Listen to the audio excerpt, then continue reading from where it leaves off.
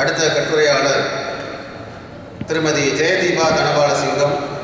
திருக்குறளும் புறநானூறும், நம்முடைய புற இலக்கிய புறநானூற்றுக்கும் திருக்குறளுக்கும் என்ன தொடர்பினை இங்கே விளக்க இருக்கிறார். வருக திருமதி ஜெயதீபா தனபாலசிங்கம்.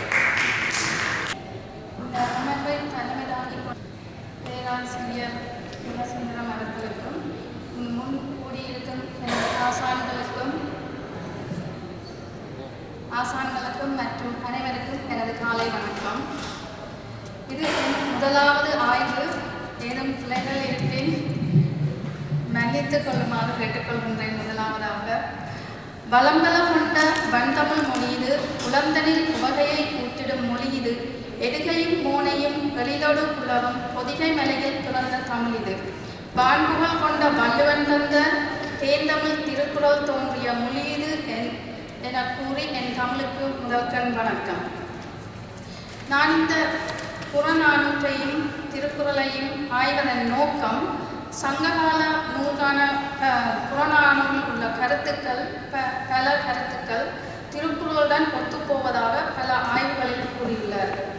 அது மட்டுமன்றி திருக்குறளுக்கும் புறநானூறுக்கும் பல ஒற்றுமைகளும் இருக்கின்றன, அத்துடன் பல வேற்றுமைகளும் இருக்கிறதை காணக்கூடியதாக இருக்கிறது. ஒற்றுமை உதவியும் உருபொருள் கொடுத்தும் இட்டநிலை முனியாது கற்றல் நன்றே என்று கூறி புறநானூறும் திருக்குறளும் என்ற தலைப்புக்குள் செல்கின்றேன். வீரநிலை காலமான சங்க காலத்தில் அரசர்கள், போர் வீரர்கள், சமூகம் போன்றவற்றை காட்டும் கண்ணாடியாக விளங்குகின்ற புறத்தினை சார்ந்த சங்கத்தமிழ் நூல் புறநானூறு. பல புலவர்களால் சேர, சோழ, பாண்டிய குறுநில மன்னர்களின் வீரம், சிறப்பு, கொடை மட்டுமன்றி சான்றோர்களின் சிறந்த செயல்களையும் ஆடை அணிகலன்கள், பழக்க வழக்கங்கள், வாணிபம் என்பவற்றை நாம் இன்று அறியக்கூடியதாக இருக்கிறதற்கு எங்களுக்கு கிடைத்த முதல் நூல் புறநானூறு. சங்ககால போரின் இறுதியில் இருந்த தாக்கத்தின் காரணத்தால் அதன் பிரதிபலிப்பாக திருவள்ளுவரால் எழுதப்பட்ட நூல் திருக்குறள். மக்களின் உலகியல் வாழ்க்கை, அரசாட்சி என்பவற்றை பற்றி கூறும் வாழ்வியல் நூலும் இதுவாக இருக்கின்றது. மனத்துக்கண் மாசிலன் ஆதலே அனைத்தும் அறம், அந்த அறவழியில் நின்று பொருள் ஈட்டி அதன் மூலம் இன்ப வாழ்வு வாழ வேண்டும் என கூறும் நூலும் இந்த திருக்குறள். பல இடங்களில் கூறியதை பார்த்துள்ளேன். இதற்கு சில சான்றுகள். சங்க காலத்தில் பல இலக்கியங்கள் திருக்குறளைப் போல இருக்கின்றது என கூறியிருக்கின்றார்கள். பெரும்பாலும் புறநானூற்று பாடல்கள் கூடுதலானவை திருக்குறளைப் போல இருப்பதை காணலாம். அதற்கு 182வது பாவின் கடைசி 2 வரிகள், தமக்கென முயலா நோந்தால் பிறர்க்கென முயலினர் உண்மையானே. அது தவிர 183வது பாவின் கடைசி 2 வரிகளும், கீழ்ப்பால் ஒருவன் கற்பின் மேல்பால் ஒருவனும் அவன் கண் படுமே என கூறியிருக்கிறதை காணக்கூடியதாக இருக்கிறது. இரண்டையும் ஒப்பிட்டு பார்க்கும் போது இரண்டிற்கும் உள்ள ஒற்றுமைகளும் கணக்க இருக்கின்றன. புறநானூற்றில் பல அடிகளில் போர் முறைகள், வீரர்களின் செயல், அரசியல், சமூகம், பொருளாதாரம் என்பவை கூறப்பட்டுள்ளதை காணக்கூடியதாக இருக்கின்றது. பெரும்பாலான விடயத்தை திருக்குறளில் வள்ளுவர் பொருட்பாலில், அரசியல், அங்கவியல், ஒளிவியல் ஆகிய பகுதிகளில் கூறியுள்ளார். இவ்வாறு ஒற்றுமைகள் கணக்க இருந்தாலும் பல வேறுபாடுகளும் இருக்கின்றன. புறநானூறு குறிப்பிட்ட ஒரு சமூகம், அரசியல், போர் தொடர்பான செய்திகளை மட்டும் கூறுகின்றது. ஆனால் திருக்குறள் சமூகத்தின் பொது வாழ்வுக்கு அவசியமானவற்றை இனம், மொழி, மதம் என்ற வேறுபாடின்றி பொதுவானதாக கூறுகின்றது. திருக்குறள் அமைப்பு வடிவில் அறத்துப்பால், பொருட்பால், காமத்துப்பால் என 3ஆக பிரித்து அவற்றை 133 அதிகாரங்களாக வகைப்படுத்தி 1330 குறள்களாக 2 அடிகளில் திருவள்ளுவர் எங்களுக்கு அமைத்து தந்திருக்கிறார். ஆனால் புறநானூறு அப்படியே புறம் என்ற புறத்தினை பாடல்களாகவே வகைப்படுத்தப்பட்டிருக்கின்றது. அமைப்பில் உள்ள வேறுபாட்டை பார்த்தால் புறநானூற்று பாடல் பின்வருமாறு பல அடிகளில் உள்ளதை நாங்கள் காணலாம். கோட்டம் கண்ணியும் கொடுந்திரை ஆடையும் வேட்டது சொல்லி வேந்தனை தொடுத்தலும் ஒத்தன்று மாதோ இவற்கே செற்றிய திணிநிலை அலற கூவை போன்று தன் வடிமான் ஏகம் கடிமுகத்து ஏந்தி ஓம்புமின் இவன் என ஓம்பாது தொடர்கள் யானையின் குடர்கள் தட்ட கன்று அமர் கறவைமான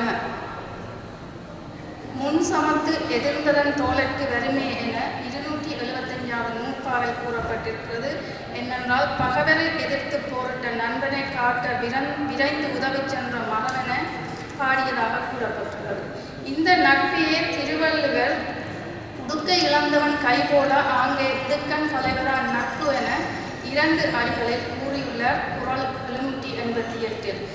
இவ்வாறு ஒரே கருத்தாக இருந்தாலும் அடிகளில் வேறுபட்டுள்ளமையை காணக்கூடியதாக இருக்கின்றது. புறநானூற்றில் 4 அடிகளில் இருந்து 40 அடிகள் வரையும் இருப்பதை காணலாம். ஆனால் திருக்குறளில் 2 அடிகளில் அந்த பெரிய கணக்க விடயங்களை கூறியிருப்பதை காணலாம். புறநானூறும் திருக்குறளைப் போலவே இருந்தாலும் திருக்குறள் முற்றிலும் மாறுபட்ட நிலையில் மக்களின் வாழ்வியலை கூறி உலகம் முழுவதும் பேணப்படும் பெட்டகமாக விளங்குகின்றது. இவ்வாறான திருக்குறளின் சுருக்கத்தையும் பொருட்பெருக்கத்தையும் பார்த்து ஔவையார் அணுவை துளைத்து ஏழ்கடலை புகட்டி குறுகத் தரித்த குறள் என கூறியுள்ளார். என்னென்று சொல்லி சொன்னால், கடுகை விட சிறியது அணு. அந்த அணுவின் நடுவிலே துளை போட்டு அந்த துளையினுள் 7 கடல்களின் நீரினையும் புகுத்தி குறுகிய பின் அது எவ்வாறு இருக்குமே அதுபோலவே இத்திருக்குறள் உள்ளது என கூறியதன் மூலம் இதன் பெருமையை நாங்கள் அறியக்கூடியதாக இருக்கின்றது. 170க்கும் மேற்பட்ட புலவர்களால் பாடப்பட்டதும் பல சிறப்புகளை கொண்டதுமான புறநானூற்றை பின்பற்றியே திருக்குறள் எழுதப்பட்டதாக புறநானூற்றின் சிறப்பை கூறியிருந்தாலும் திருக்குறள் முற்றிலும் மாறுபட்ட நிலையில் மக்களின் வாழ்வியலையே முன்னிலைப்படுத்துகின்றது.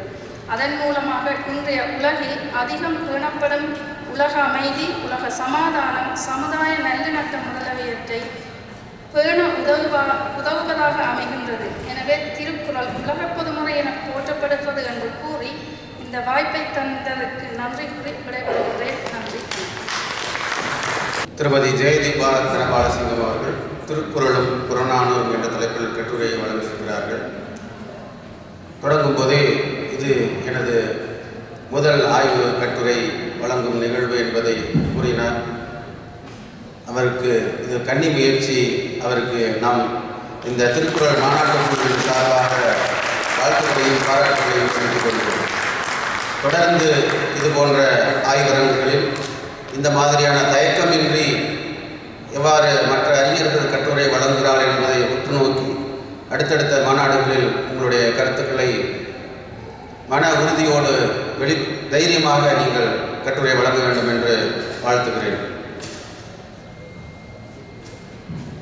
அமைதி, சமாதானம், நல்லிணக்கம் என்ற 3ஐ முதன்மை கருவாக எடுத்துக்கொண்டு அதன் மூலமாக எவ்வாறு திருக்குறளும் புறநானூறும் ஒன்றுபடுகிறது, வேறுபடுகிறது என்பதை ஆராய்ந்து உலக பொதுமறை என்ற பெயரை திருக்குறளுக்கு கொடுக்க வேண்டும் என்பதை ஏற்கனவே கொடுக்கப்பட்டிருக்கிறது, நாம் பின்பற்றுகிறோம்.